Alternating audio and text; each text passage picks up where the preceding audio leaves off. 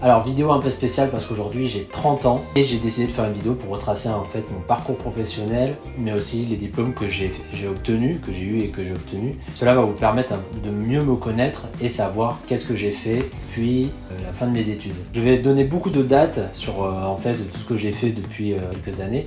Donc si vraiment il y a une date particulière ou si vous avez des questions sur un événement précis, une de mes expériences, vous pouvez me mettre en commentaire ce que vous voulez que je détaille et je pourrais le faire dans une autre vidéo.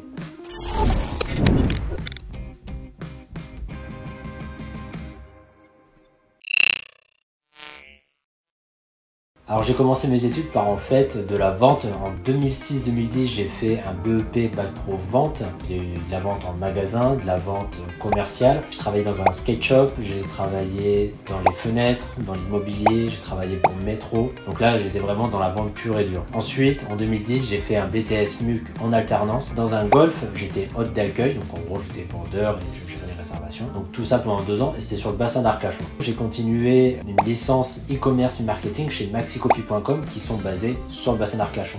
Donc je mettais 1 heure, 1 heure et demie pour aller au boulot et des fois pour rentrer je mettais 3 heures quand c'était l'été en période de plage. C'était une expérience assez fatigante. Du coup en septembre 2013 j'ai fini ma licence et en fait j'ai passé ma soutenance, j'ai obtenu mon diplôme et après ça j'ai refusé le CDI chez Maxicoffee et je me suis lancé en freelance, en auto-entrepreneur. Donc spécialisé dans la création de sites vitrines, boutique en ligne, sur PrestaShop, WordPress.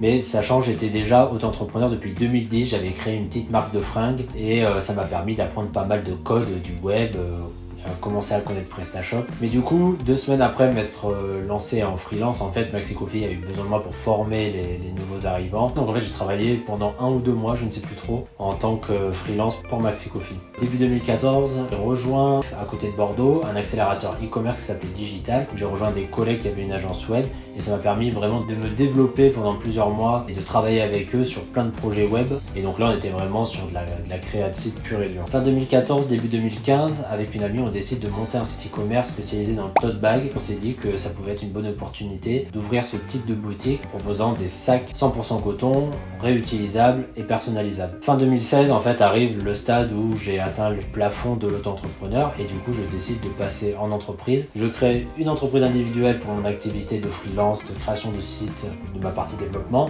et je crée une SARL avec une associée pour mon site e-commerce. Ensuite, il se passe pas mal de temps. Mars 2018, en fait, je quitte l'accélérateur e-commerce que j'avais rejoint en 2014 pour en fait prendre mes propres bureaux dans Bordeaux Centre. Bordeaux a grandi et pour faire juste les 10 km pour aller à cet accélérateur, il me fallait 1 heure de route et c'était juste plus possible. Et du coup, je me suis rapproché pour prendre des bureaux qui sont à moins d'1 kilomètre de chez moi, donc j'y vais très facilement. Et la nouvelle grosse étape, ensuite en décembre 2019, je décide de vendre mon site e-commerce et de fermer ma SARL parce qu'en fait je manque de temps pour tout faire. Le site e-commerce a progressé mais je peux pas mettre plus de temps dedans et du coup ça c'était aussi une expérience particulière parce que faire des sites comme je fais tous les jours c'est quelque chose, en vendre c'est autre chose aussi. Donc depuis janvier 2020, en fait, j'ai plus qu'une activité, mon entreprise individuelle qui est développement de boutiques en ligne et de sites vitrines spécialisés sur PrestaShop, WordPress et WooCommerce. Et en mars 2020, j'ai renouvelé mes bureaux pour 1 an jusqu'en mars 2021. Je pense qu'après, je n'aurai plus de bureau. Ça sera la fin en tout cas de ces bureaux-là. Donc on verra ce que l'avenir va nous proposer pour l'endroit où je travaillerai. Voilà, du coup, on a vraiment fait le tour des dates les plus importantes de mon parcours et de ce qui m'a permis d'en arriver là où j'en suis aujourd'hui. Du coup, si vraiment il y a une date particulière ou un sujet que j'ai évoqué dans la vidéo qui vous intéresse, dites-le moi en commentaire pour que je fasse une vidéo pour vraiment parler de ce sujet en particulier, que ce soit la vente de site, comment c'était de travailler chez un très gros e-commerçant comme Maxicoffee. Enfin, il y a plein de sujets. J'ai eu pas mal d'expérience dans différents domaines, donc n'hésitez pas. Et maintenant que vous me connaissez un peu mieux, si vous voulez, vous pouvez vous abonner à la chaîne, mettre un petit like sur cette vidéo. Ciao!